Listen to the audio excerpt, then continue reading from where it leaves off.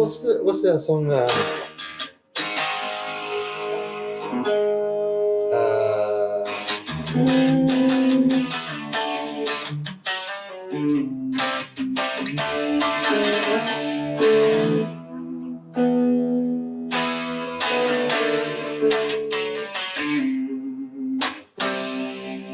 learned that through I love those when I very easy straddling. He would do those ones. Yeah, right. Yeah. There's another F. Yeah.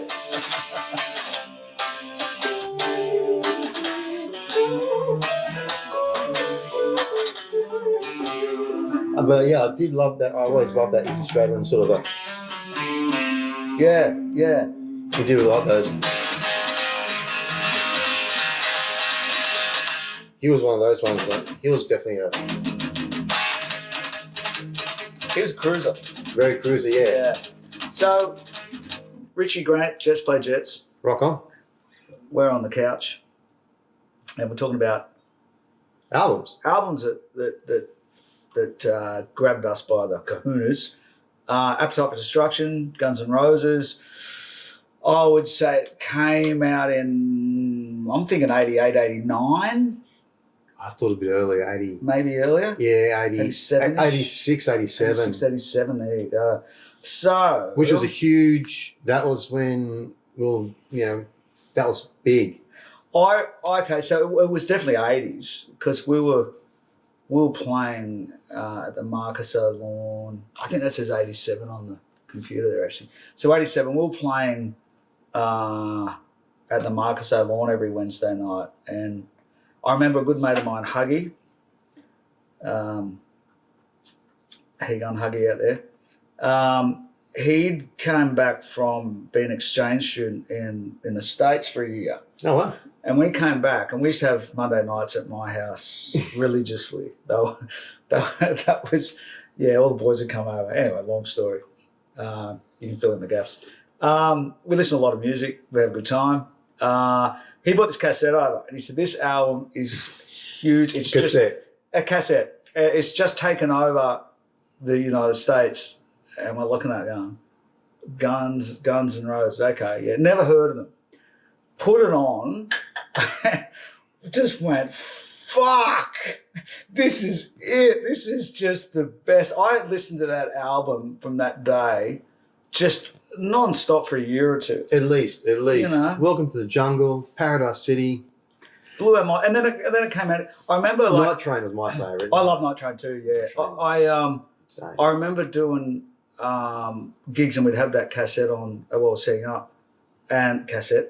But then I remember when it broke in Australia, Sweet Child of Mine was on all the jukeboxes, because there were jukeboxes back then in venues, and pretty much, yeah. And so Sweet Child of Mine just, when you talk about songs that changed the world, Smells Like Teen Spirit comes to mind. It changed the world. It was like a tsunami. It just changed everything. Sweet Child of Mine just changed everything. Everything. Just it's all, and you had bands like the Rolling Stones and Aerosmith spruiking them as these guys are gonna be the next Aerosmith, and Rolling Stones. What a shame they never became that. Oh, it's a shame. It's a real shame. But back then you could see it. They were gonna be this massive thing. Really sad that I think it all just turned to shit. But that album, and Lies, which was out kind of around the same time, they were just, I can't describe what that did to me. That was the idea of a band too. We really thought they were a real band, That's right. They were cool. I mean, and obviously they did talk about their influences, obviously being the Tats, and that's what you would hear, And the Angels. They're two of their big influences, Actually, when we toured the States, a lot of people would say to us, basically around the world, and this was very cult, very underground, but a lot of people would say, do you guys know Rose Tattoo? Yeah. We'd get that a lot in the Europe and the States. In the States, not as many people, but people would say, do you know the Angels from Angel City? Oh, the Angels. Yeah, we love Angel that City, band. yeah. And bands knew that band. Bands in America knew the Angels. Yeah. So I know when Doc died, actually, Axl the next night or that night played Marseille. They did Marseille. They would have. Yeah, so that is very interesting that because that was a band like your Angels or your Rose Tats that definitively had a lead guitar player and a rhythm guitar player. Yep. And also don't forget too, spent a lot of time with Angry. Axl loves Angry. They're pretty tight, you know. And whenever Guns N' Roses toured Australia, they would insist that Rose Tattoo would play. We got a story about us not doing one of their tours later. We'll share that later.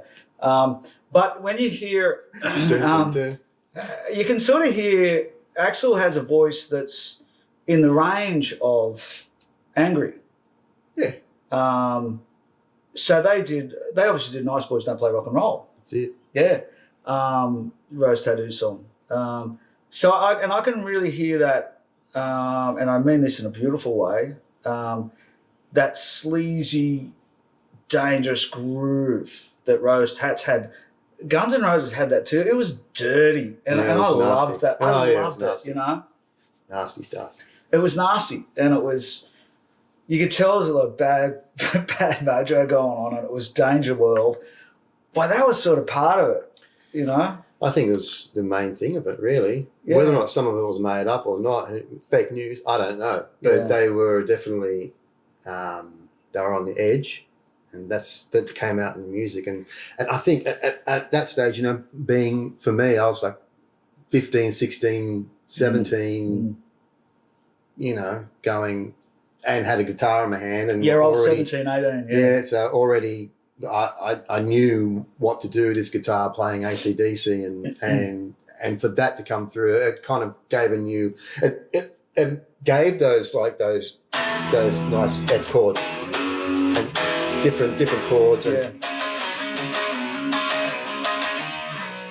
those sort of true, more like chordies and fast chords and stuff like that, which were very Guns N' Roses, where the AC/DC was a pretty open stuff. Yeah. Where definitely that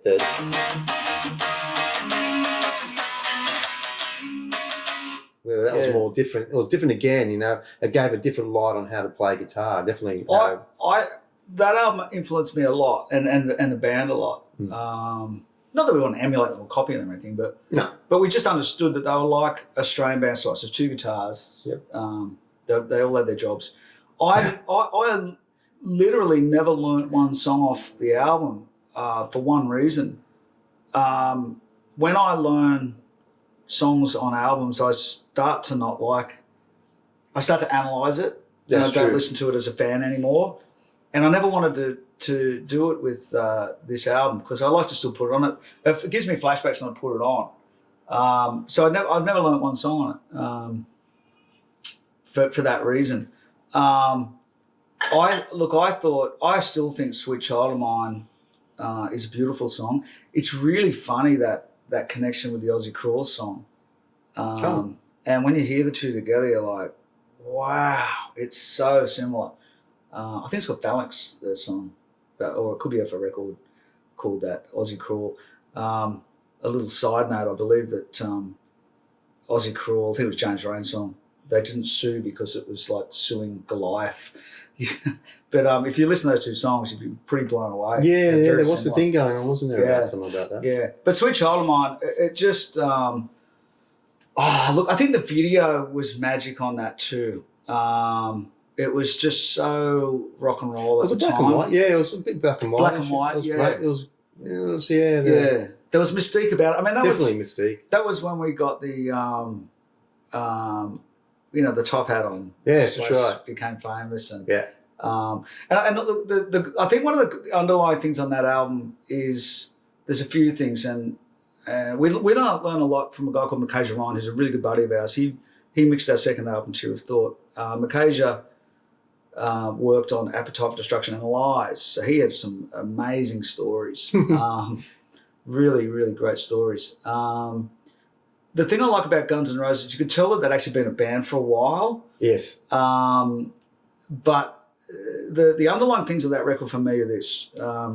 They had great songs. There's some ball-tearing songs on there, like, you know, if you just get Sweet Child of Mine and Paradise City for a start, I mean, fuck, they're just hit songs. They're really great songs. And then you got your ballsy album tracks. But again, one of the things about that album that I think they very much lost, and I lost the band after the original lineup. Yes, was Steve Adler. He had a loose groove, a loose swing. His drums would swing, you know. They were very good. They were very good indeed. And I was really disappointed when. And Matt Soren's a fucking great drummer, and I love him in some things, but I didn't think the band sounded like them at all when he joined. It became really homogenized, in my opinion. Definitely did. You know, the Use Your Illusion albums definitely. Yeah, but with the songs, I mean, Mackenzie used to tell us that Izzy Stradlin was the guy that wrote songs. And the story goes, he made a fortune and just went, fuck it, I'm just going to go home and ride motorbikes. That's true. So it's that great story that Mikasha says about Izzy, though. Even back in the day, you know, he goes where Izzy they just finished the Sweet Child of Mine mix down, and Izzy turns to Mikasha and goes, Mikasha, do you think this is going to be a hit? And Mikasha's going, Izzy, you're going to make a lot of money, man. Yeah. You're going to make a lot of money out of this song. You know, and look, I got to say, the songs are there, right? Axl had a very, very unique voice, which I love on this album. I must say, I find it very hard to digest anything Axl Rose does. It's hard. It is hard. It's hard, but I still love this album. I would probably. I didn't see the reunion, and I was really disappointed that Izzy wasn't there. Oh, Izzy wasn't there. No, I didn't. Apparently, he was asked, and he didn't want to do it. He just, he didn't want to do it. But apparently, they did some shows with Steve Adler. And look, I don't know the story of this. It's a bit like, you know. So he did actually play drums? I think he might have done a couple of songs on some shows. Okay. Yeah. But look, when you get to that level too, it's a bit like when you see Kiss, you know, and we did Kiss tours with Peter Criss and with Eric Singer. And when you're a machine and you're playing shows like this night after night, you just, if you can't do the gigs physically, you can't do it. And I just don't think he was up to the task, you know. Those bands get to a point where it's ultra professional. But anyway, the magic of the original band was the underlying thing for my money.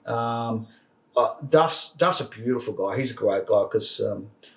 we met those guys in the States early on. Yeah.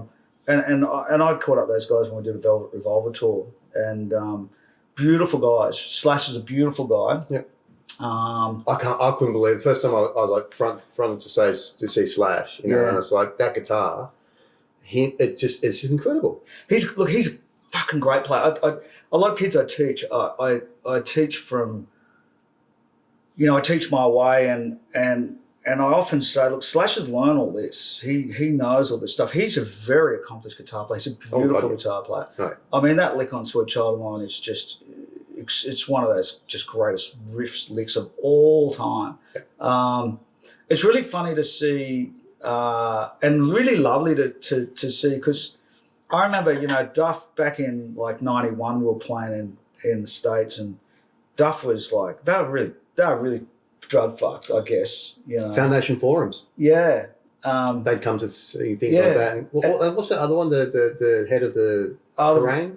The Rip Party. The Rip Parties, Hollywood Palladium, yeah. And you could tell that, you know, when we met those guys, they're the biggest band in the world. Like, you can feel, I remember these guys walking into gigs and going, oh, fuck, Slash is here or Duff's here. You know, they were fucking huge. Massive. And like you say, Slash, you know, he'd come and see us playing. You know, from what you hear, they were pretty loose back then. And I mean, we came from a pretty loose scene too, but I think their looseness was another level. But then again, you know, maybe not. That's right. You don't know. Yeah. You don't know. It could be fake news again. Yeah. You know, but they were. You can't get to that level without being, as you said, totally professional. A machine. Yeah. Someone. I mean, they all could play. They all could do everything perfect. There was no, you know, what you saw is what you got, you know, and they could do it. You're seeing these guys years later. It's funny. Our first European tour manager was Graham Cooper. Graham Grahimi, we called him. Grahimi. And he did our first European tour in '91, and after that he'd started with Stone Temple Pilots, and he'd been with Scotty Whelan since then. So we did Velvet Revolver. We turned up the first gig, I think it was Brisbane Entertainment Centre, and the first person we run into is Graham Cooper. Hey boys, well, fuck, what are you doing? He goes, man, I'm doing the tour. I haven't left Scotty the whole time. Yeah. Velvet were awesome, but the amazing thing was it was really good to see Slash and Duff, who I thought were really exquisitely regal in their departure from Gunners. You really never saw them say a bad word about Axl or anything. They just went and did their own thing. But I could really tell by their lifestyles that they'd changed their lives. They're very professional guys. Oh yeah, totally. You know, and I think it's well documented. Duff quit drugs, and he was like working out every day. He's a real fitness guy and just a beautiful guy. And Slash too. You know, he'd say, I just love dropping my kids off at school and picking them up, and it's funny. I'd say, look, people must spin out.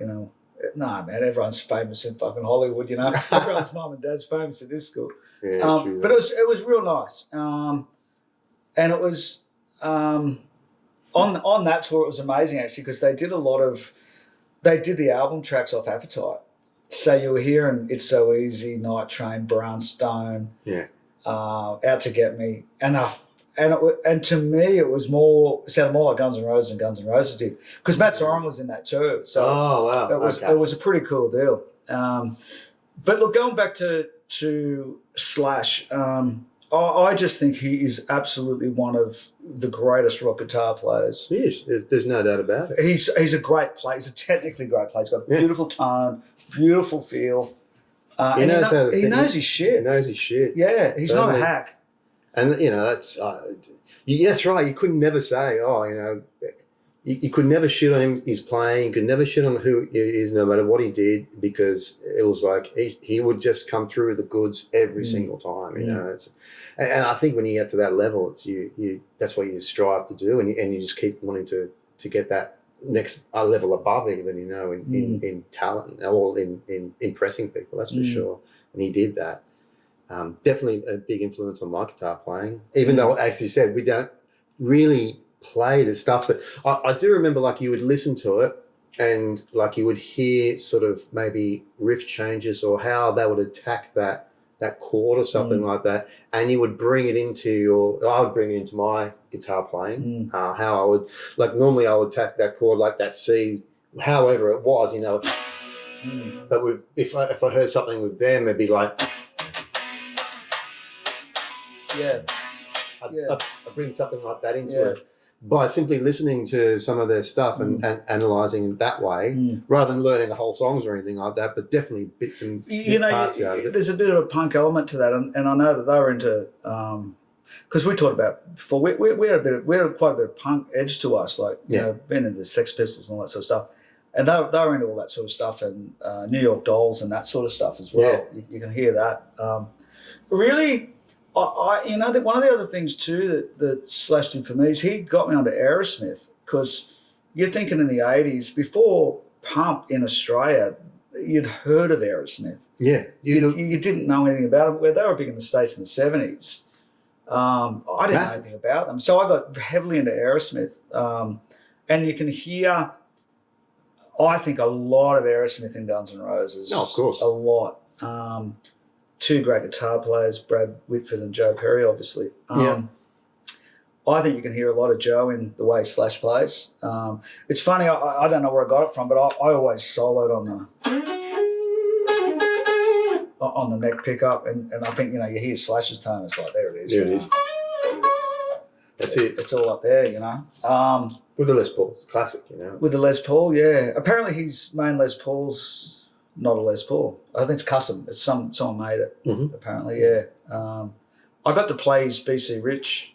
I think that was the heaviest guitar I've ever played. It's even heavier than my old Black Les. That was a real hoot, plugging into his amps. Now he was using, if my memory serves me correctly, a bunch of 800s. He was plugging into amps and boxes, and it was fucking loud. Yeah, about 6, 3 double stacks. Yeah.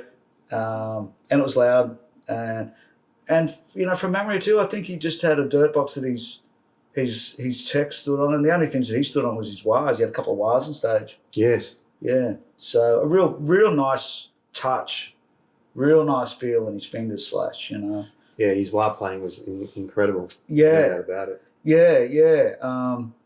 So yeah, I hear a lot of Aerosmith in that album. I do. You know what I used to love was we would put this album on, and we got it on CD. I remember it was one of those albums. There's not many albums I would do this. I would put the CD on. I would sit in the middle of two speakers. I'd turn the fucking thing up as loud as it went, and I'd listen to the whole album. Yes. Oh God, they were great days from start to finish. Yeah. Who does that anymore? We can't. You just put the iPod on, or the iPhone stuff on, or whatever, you know. And then you skip a song. It's like, no, back then you just go, fuck, check this out. Especially albums. I remember the first time when we were in England, when we saw our first album, All for One, on an album. You know, it was like, because we normally, the best we got tapes, of course, but the CDs and like this, but when you're like this with a big album, you know, look at this is great. Yeah, absolutely. Yeah, there's nothing better. But albums are like, you pretty much, it's no skipping. It's like, you clink and it goes through, flip, clink. Sounds great. I loved Rocket Queen on that album too. I'm a guy that likes the last song of an album. Yes. I like that. I'm trying to think of the last line of the song. All I ever wanted was for you to know that I cared. That's the last line on the album. And I used to love that. Yes. But yeah, okay, so my favourite songs in that were the album tracks. I liked It's So Easy, I thought was great. Give Me More Cowbell on that one too. Absolutely, more cowbell. Night Train, Mr. Brownstone. Night Train was my big one. I can't go past it. It's just everything about it. It's just fantastic. The guitar playing, the riff, the whole thing is just insane. And Sweet Child for me has to be. Yeah. I remember listening to it from some chick playing it on acoustic, really slowly, and then actually really listening to the words. And oh my God, it is a pretty song. It's a very sad song. Yeah.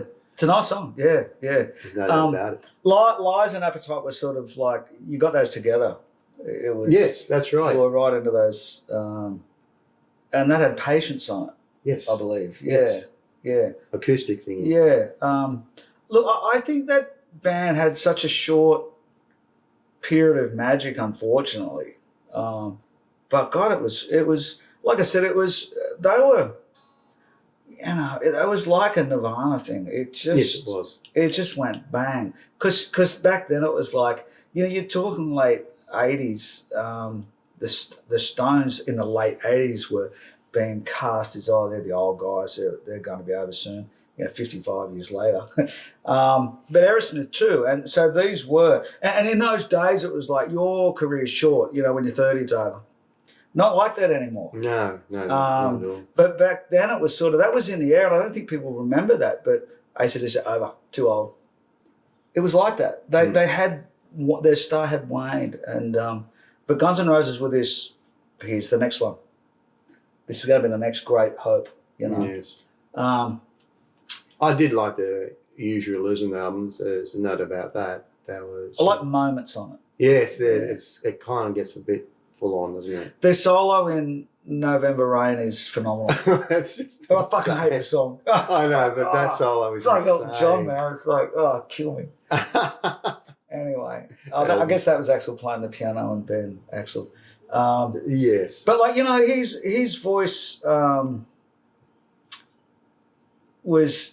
At the time, you'd never heard a voice like that. No. And it was cool. And he could bite, he had that high stuff going on. Unless, of course, you listen to Rose Tats, Angry's voice is... Angry's... That's a voice that's from... It'll bite like nothing. Yeah. That's right, I'll take your head off. I hated Axl Rose and AC/DC, I've got to say. I just went, I hated it. It was in like the... Axl Rose singing AC/DC. Right there. Oh, yeah. No. Good on him for trying. Oh, look, and you know what? You got to look at the business of it too, and don't shoot me down, guys. We're just talking as it is. Big Brian Johnson fan. I mean, I just felt really sorry for him at the time. But you can see if they had a tour booked, they've got to finish the tour. They've got hundreds of people they've got to pay. They can't lose money. So fucking cool job. He did a cool job. He filled in and did a good job. he was there on time. I don't know. Yeah, on his best behaviour. That's right. Look, it's good that he did it, and I can see why they got him. It kind of made sense. Yeah. I would like to. I never saw it. Just a bugger. I didn't want to see it. You know me, I'm a bit of a purist. I want Brian Johnson. If Brian Johnson's alive, I want him to sing it. True that. But you could tell that he knew his AC/DC. You could tell he knew the songs, which I really respect. So I think, the Gunners really, as we said, the Angels, Rose Tattoo, AC/DC.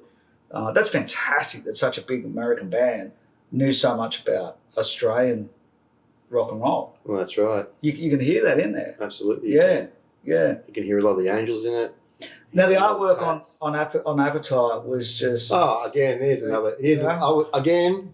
What happened to that arts department? Because that was great days in those arts departments. What happened to that album cover? Let's get some skulls. It's as definitive as the AC/DC, the Motorhead shirt, the Ramones shirt. It's just so classic. It is. Yeah. Just an epic record. So anyway, I was going to say the story. We when Guns N' Roses toured Australia, it might have been 91. They did Eastern Creek. Yeah. And we were supposed to be on the bill. We were overseas at the time, though. We probably were. Yeah, we were. But we were supposed to be on the bill. And our manager at the time had pissed off the international booking agent and didn't know who he was. So apparently the international booking agents rang up our agent and said, if the Screaming Jets are on this bill, Guns N' Roses aren't coming to Australia. Oh, no. What? So we never did that gig, and we were supposed to. Yeah, we would have to come back. I'm sure that we went overseas anyway. I think we were in London. That was a bit of a bummer. It was a bummer. But it was sort of all over about a year after that. Like I say, I think, the Nirvana wave crashed. And the Nirvana wave crashed. Remember the whole thing with the MTV Awards and Nirvana getting all the awards and Gunners got nothing. I don't know. It was a change in the guard. Definitely a big change in the guard. And it was funny because, Motley Crue, all those bands, Bon Jovi went pop. They didn't do a pop band, but all those bands, they actually, even AC/DC, they actually had to take a back seat for 10, 15 years before people went, okay, we're over all this new shit. Let's get back to classic rock. Yeah, that's it. So, and I think that's quite important, because through the 90s, it was all Soundgarden and Smashing Pumpkins and all that sort of stuff. So if you had traditional rock and roll in your sound, nah, we don't do that. That's not cool enough. Not cool enough. No, not indeed. They're pretty edgy bands, those bands. Very edgy, I remember being in New York with Chris Murphy, who managed In Excess, and there was this poster of Kick, In Excess Kick, and they were playing like Texas, fucking Dallas Stadium or something. The second biggest band in the world after U2 at that point. And it said, it was In Excess Kick, special guest Guns N' Roses. So that obviously just before they broke. Yeah, they did. Yeah, absolutely. Yeah. Groundbreaking record, Appetite for Destruction. All respect. What a killer. I was going to say, don't forget to subscribe to our YouTube. Our YouTube channel. Yeah, our YouTube channel. Which is JetsPlayJets. Yes. There's some details here. Did I go that way or that way? And if there's anything like that we've mentioned on here, we're going to start putting it up on our website. Just have a look at some links and stuff like that. Yeah. We might have put up, if we can, one of the video that blew my mind was Paradise City, and they got that live footage. I think it was Donington, early Donington. Yes, it was. They were like... And the mosh was like death mosh. Definitely wasn't their show. I think that was AC/DC's show. Yeah, but got inspired to see a mosh like that. Oof, pretty cool. Oh, well, you can't do that in these times that we live in, so... Yeah. Anyway, is that all our official notifications? I think so. Well, you be good out there and catch you soon. Yeah, welcome. Okay.